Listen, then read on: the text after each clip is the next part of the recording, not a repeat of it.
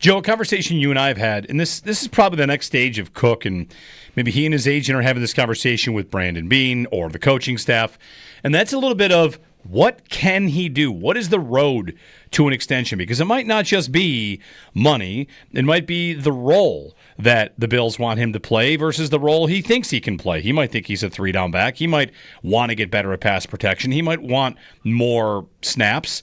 But if they have him in a rotation and they don't trust him in that game, then you'd almost say to him, like, listen, you're probably never going to be a $15 back to us. Do you think that there's stuff he could do, he could work on? Do you think he could really take a road where he could impress them enough to want to give him that kind of money?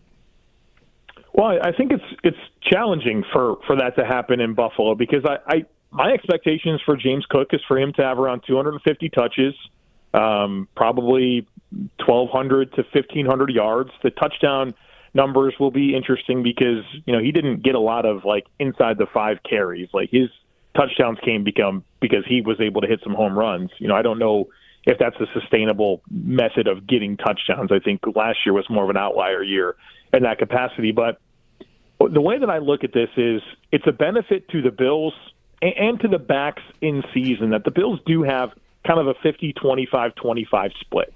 And we've heard Sean McDermott say in the past, it's not good for one back to really carry the majority of the load. I think they want to have multiple guys involved.